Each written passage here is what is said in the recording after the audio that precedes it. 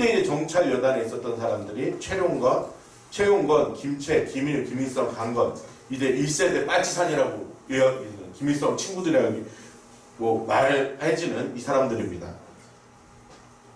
그래서 이제 88여단의 부대장은 중국 출신 그 주보중이 부대장이고 이 88여단의 지휘관에 1대 대장 김성주, 4대 대장 강건, 3대대 정치위원 김책 있습니다. 근데 그 공산군은 정치위원이 있어요, 군대에. 그러니까 지휘관이 있잖아요. 지휘관 아래, 그러니까 지휘관 옆에 정치위원이 있어요. 근데 이 정치위원들이 사실은 실세예요. 근데 이 정치위원들은 사실 군사를 모르잖아요. 그래서 소련이 독일하고 전쟁할 때 엄청나게 밀린 게 이 정치위원들 때문에 안 되는 거예요. 김경천 장군. 표지석에는 항일 무장투쟁을 이끌면서 백만탄 장군, 진짜 김일성으로 불렸다고 쓰여 있습니다. 독립유공자 후손들을 돕고 있는 장학재단 무당장학회는 이곳이 김경천 장군이 서울을 떠날 때까지 살았던 집터라고 설명했습니다.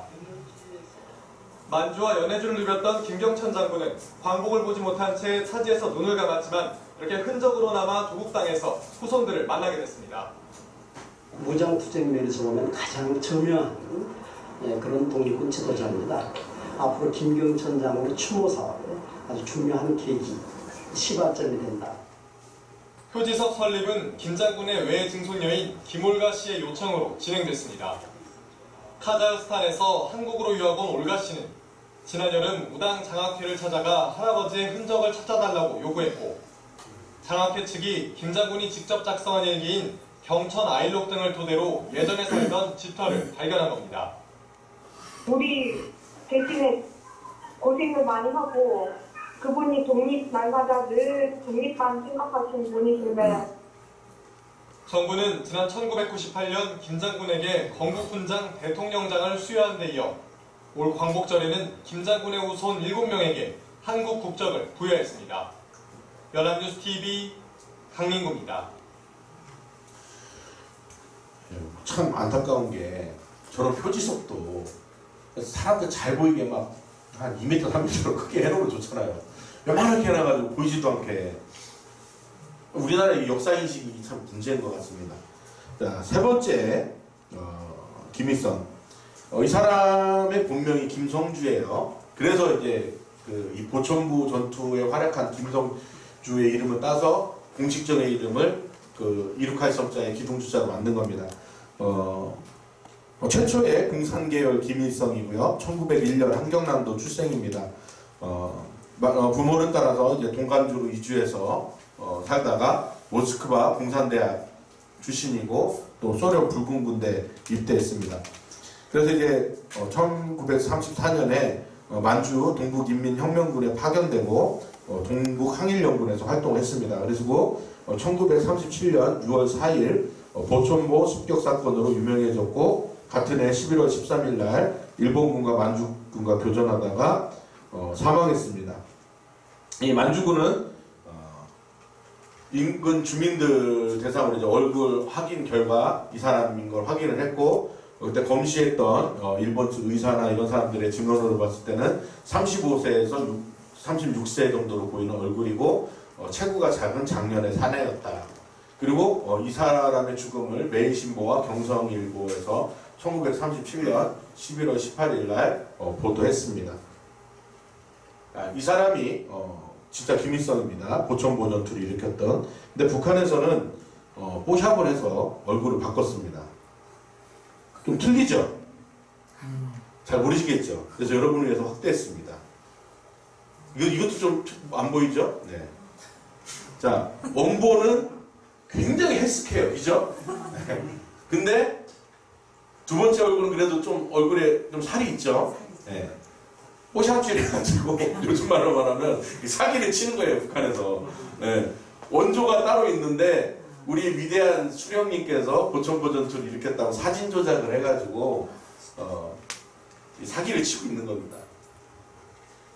이제 네 번째 김일성, 김자진 장군 암살했던 사람이죠. 이 사람은 1906년생이고 동북항일연군 출신입니다. 그리고 이 사람은 이제 간도 폭동을 일으켰던 사람이고 일본에게 잡혔다가 또 탈출을 합니다. 그리고 이제 소련 접근사관학교에서 공부했고 또 1939년 동북 항일연군에서 장교로 있었고요. 그리고 이제 일본군하고 교전했을 당시에도 한 63명을 전사를 시켰어요. 잘 싸운 거죠. 그러니까 이 사람의 공적도 김성주가 채용하는 거예요. 김일성이가 채용하는 거예요. 예.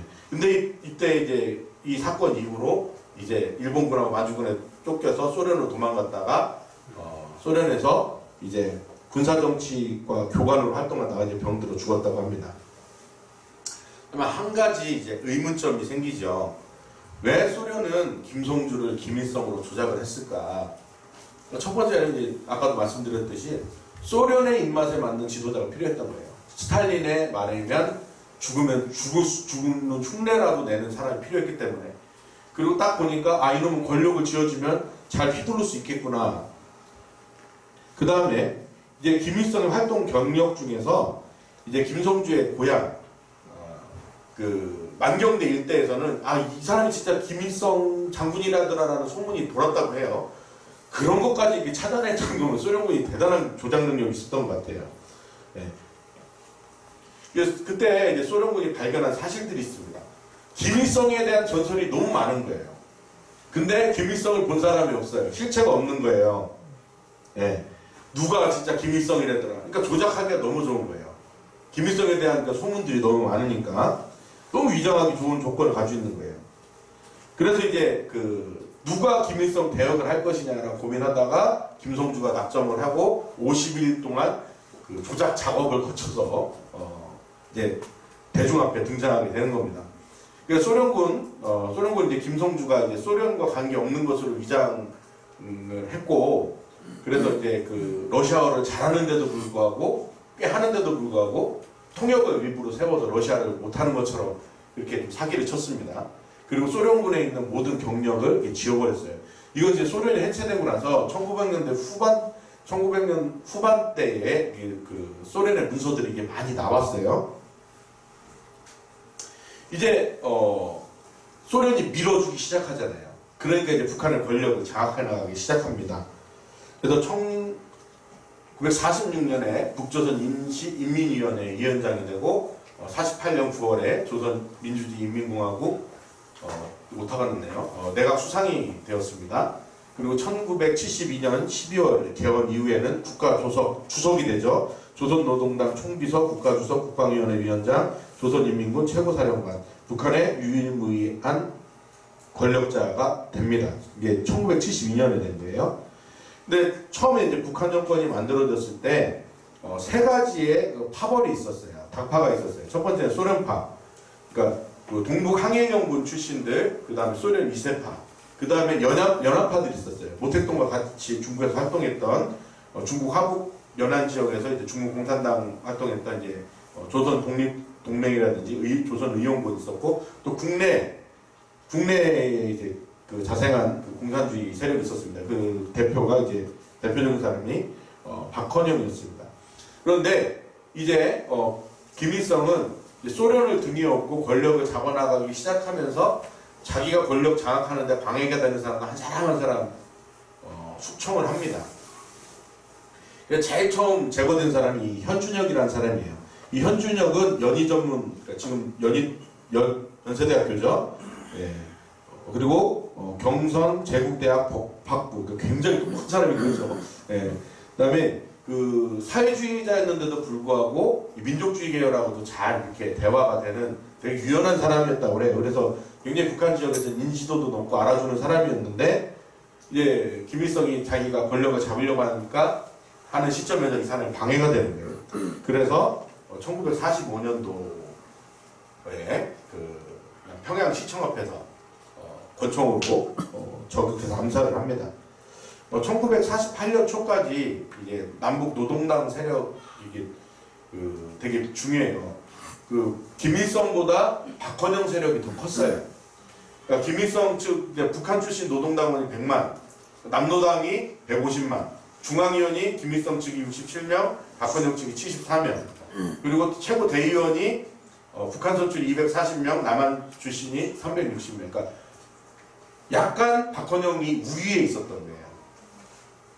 그리고 김일성은 보시면 알겠지만 초중등교, 그러니까 중학교 중퇴예요. 김일성은. 근데 박헌영은 경성 고보 졸업하고 조선 동아일보 기자였으니까 머리가 똑똑한 거예요. 그리고 박헌영은 여기 보시면 모스크바 혁명가 양성 코스도 이수한, 그러니까 엘리트였어요. 엘리트. 그리고 김일성은 진짜 배운 거 별로 없는 중학교 중퇴의 사람이었습니다. 그러니까 이제 박헌영이가 제일 이제 김일성의 라이벌이 되는 거예요. 근데 이제 북한의 내각 부총리도 했고 외무상도 했었는데 이제 6.25가 패전했잖아요. 북한이 졌잖아요. 그러니까 패전 책임을 물어야 되잖아요. 근데 책임이 누구에게 있어요? 김일성에게 있잖아요. 근데 지가 죽을 수는 없잖아. 그러니까 자기 죄를 남들한테 다 뒤집어 씌워서 자기 정적들을 제거하는 데습니다. 그 중에서 축성된 사람 중에 하나가 박헌영이에요. 그래서 박헌영한테 미제 스파이라는 누명을 씌워가지고 제거를 해버리죠. 박헌영 수상과 부수상, 그러니까 김일성이 수상이었고 박헌영이 부수상이었죠. 박헌영하고 여운형 모습입니다.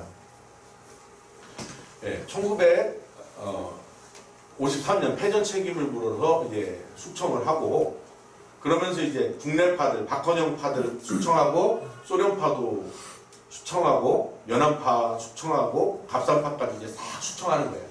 그러니까 자기 창업의 1등 공식들을 다 죽이는 거예요. 동료들을. 예, 박헌영 일제 스파이로 보냈습니다. 미제 스파이로. 그 다음에 허가이는 권총 자살했다고 하는데 자살할 이유가 없는데 자살한 거예요. 어떻게 해요? 자살할 이유가 없는데 자살했다고 누가 죽였다는 거잖아요.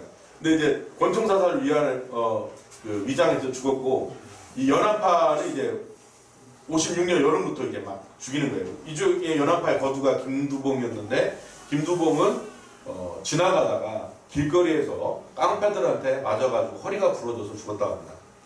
근데 이것도 이게 암살, 그러니까 사주를 받은 게 분명한 게 아니 나라의 장관급 인물이 지나가다 길거리에서 맞아서 허리가 부러져서 죽는 경우는 나라가 망할 때 외에는 없어요. 그러니까 암살당한 거예요.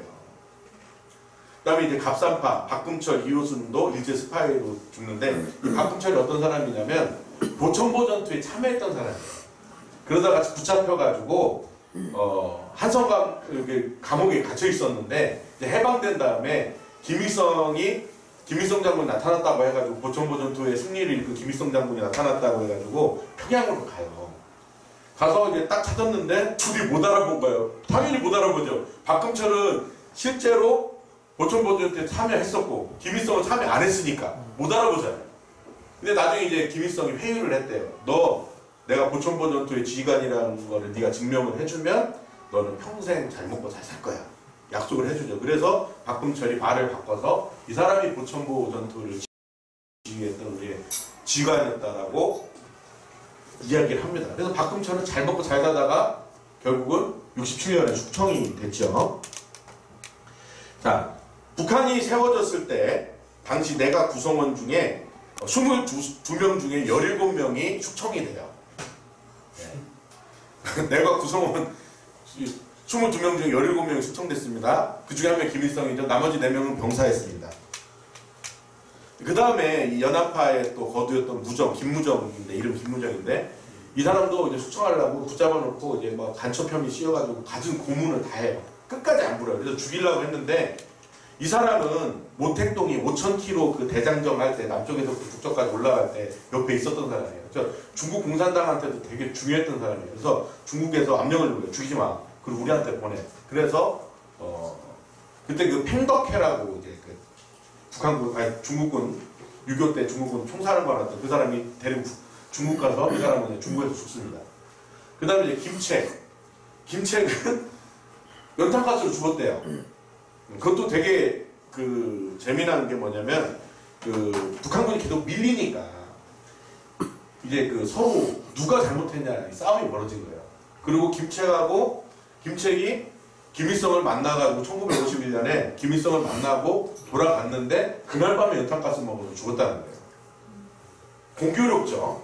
그래서 아마 김책도 김일성에 의해서 죽지 않았나라는 이야기들이 있습니다.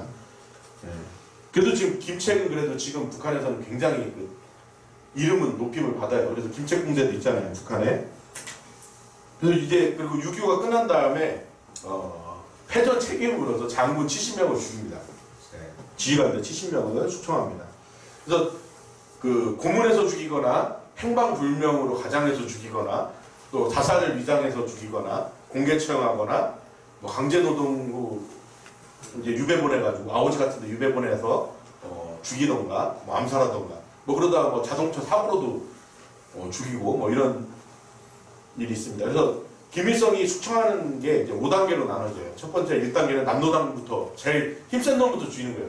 남로당이 제일 힘세니까 연합파하고 소련파하고 손잡고 남로당을 보내요.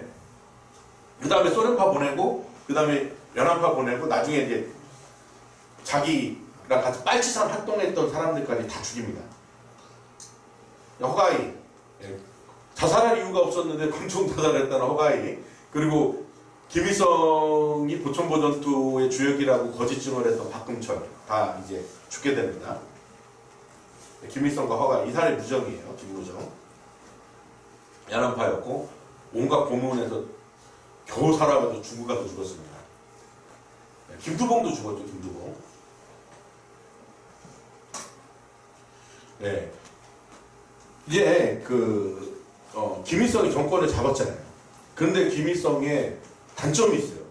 아무런 활동 경력이 없는 거예요. 그러니까 어떻게 해요? 왜곡을 하는 거예요. 날조를 하는 거예요. 항일 무장투쟁을 안 했죠. 김일성은.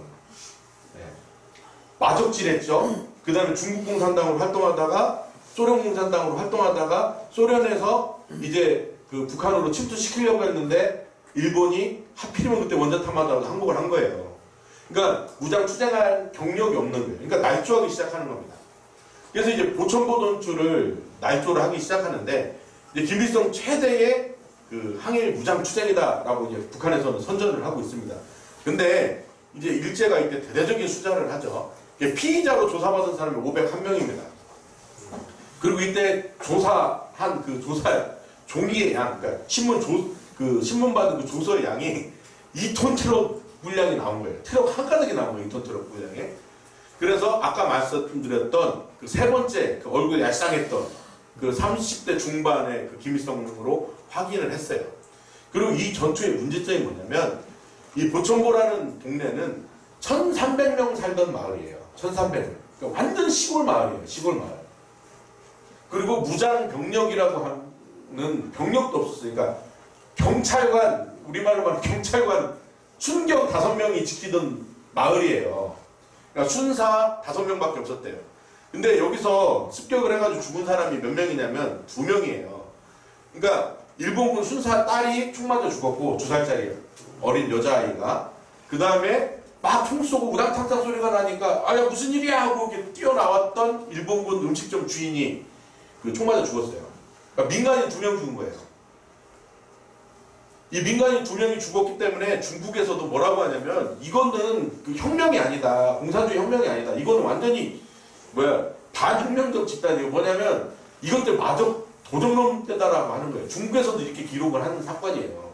그런데 북한에서는 김일성 수령님께서 그 일제랑 싸워가지고 수많은 일본군을 죽인 위대한 전투다라고 가르치고 있습니다. 네, 세 번째 김일성은 아까도 말씀드렸듯이 37년 11월에 피살되었고 이 기록은 함흥지방법원 재판 기록 그리고 국내 일간 신문들 그리고 김일성의 친척들 이런 자료에서 확인할 수 있다고 합니다. 네, 이게 보천보입니다. 지금 보천보 모습이에요. 지금 봐도 되게 작죠. 그 마을이. 네. 자, 그런데 이런 거대한 승전탑을 만들어가지고 이게 김일성 장군이 만든 우리 위대한 수령님께서 행한 전투다 이렇게 가르치고 있는 겁니다. 이게 이제 그 당시 주재소들 모습이래요. 보천보다. 여기 몇 명이나 있겠어요. 이게 초가집인데. 그래서 이제 그 북한에서는 김일성을 조작하기 시작하는 거예요. 그래서 막 어린 나이에 육문중학에 입학해서 막 공산주의 청년동맹에 가입했다. 근데 26년에 육문중학에 입학한 건 아닙니다. 그 다음에 그리고 26년 당시에는 막 그 공산 청년 조직도 없었는데 그 조직을 만들어서 활동했다. 막 이렇게 포장을 하고 있고. 만주 지역의 최초 공산당 조직은 28년도에 생겨요. 근데 북한에서는 이렇게 떠든 거예요. 26년에. 26년에 우리 위대한 김일성 수령님께서 공산당 조직을 만들어서 조국을 해방하기 위해서 싸웠다. 그런데 만주 지역에서는 최초로 28년에 공산당이 조직됩니다. 그러니까 또 뭔가 좀 사기친 것 같잖아요. 그러니까 또 바꿔요. 68년도에는 이거 바꿔요. 육문중학 입학 시기와 공산당 그 가입 시기를 또 바꿔요. 계속 바꾸는 거예요. 야, 드러나면 바꾸고, 드러나면 바꾸고, 그리고 예전에 있는 책들은 다 불태우고, 없애고, 이런 작업들을 계속 하는 겁니다. 예, 김일성이 1927년에 공산당 조직을 만들었다? 거짓말이죠. 공산당의 조직 원칙은 하향식이에요, 하향식. 그러니까 위에서 명령을 내려서 사람을 보내서 공산당 조직하는 거예요. 밑에서 조직해가지고 위로 보고하는 시스템이 아니에요, 공산주의는. 무조건 위에서 내리는 거예요. 코민테른에서 지시가 돼야 이게 내려오는 거예요. 그러니까 상부 조직이 없으면 하부 조직이 만들어질 수 없어요. 그러니까 1927년에 만주에는 공산당 조직이 아무것도 없었어요. 그러니까 김일성이 공산당 조직을 했다는 것은 거짓말입니다. 그리고 1926년에 김일성이 조작했다고 하는 타도 제국주의 동맹, 이거 트드라고 하는데, 디귿 해가지고 트드라고 하는데, 이거를 이게 우리 주사파들은 완전히 그 성경처럼 믿고 있어요. 1926년에 우리 위대한 김일성 수령님께서 타도 제국주의 동맹을 만들었다. 근데 없었어요. 왜? 이 당시에 26년에는 만주에는 공산 조직이 하나도 없었습니다. 네. 그리고 이제 그 공산당 적에 대한 이제 왜곡도 계속 하게 됩니다. 갈팡질팡 하는 거예요. 없는 걸 만들어내려고 하니까. 그래서 1952년에는 1929년 육문중학교를 졸업하고 공산당 청년당 서기를 하고 뭐 31년에 중국 공산당 입당했다 이렇게 했는데 그 다음에 또 육문중학교 자퇴하고 1931년 그 중국 공산당 동만 특별부 공산 청년단 비서를 했다 중국 공산당 입당했다 이렇게 했다가 또 68년 또 바꾸는 거예요. 계속 바꾸는 거예요. 왜 거짓말이 드러나니까. 네. 그 나중에는 이제 우리 위대한 수령님은 중국 공산당하고 아무 관계가 없어 이렇게 바꾸는 거예요. 그리고 오직 조선의 독립을 위해서 싸운 조선 공산당을 위해서 싸운 위대한 수령님을 이렇게 바꾸는 거예요. 근데 아까도 말씀드렸다시피 김일성은 중국 공산당에서도 활동했고 소련 공산당에도 활동했는데 그걸 다 지워버리는 거예요. 공산당의 원칙이 있습니다. 이건 프롤레타리아 국제주의인데 전 세계 노동 계급은 단결하여 민족과 국가의 이익에 앞서 전 세계 노동 계급의 공통의 이익을 위해 나가야 된다.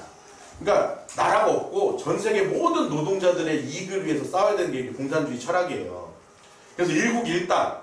그래서 한 나라에는 한 공산당만 존재하는 거예요. 조선에는 조선공산당만 있고 중국에는 중국공산당만 있는 거예요. 그래서 아까도 말씀드렸듯이 제가 중국으로 이민 가면 저는 중국공산당이 돼야 되고 소련으로 가면 소련공산당이 되고 체코로 가면 체코공산당이 돼야 되는 거예요. 일국일당이기 때문에.